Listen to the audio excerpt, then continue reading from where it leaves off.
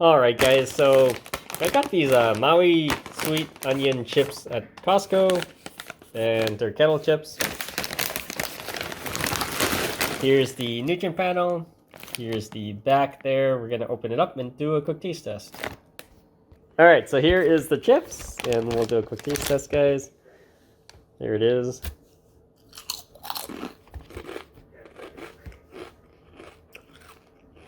So it's got a nice crunch.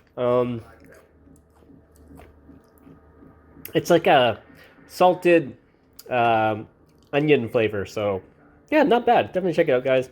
Any question, comments, plus will subscribe to the channel.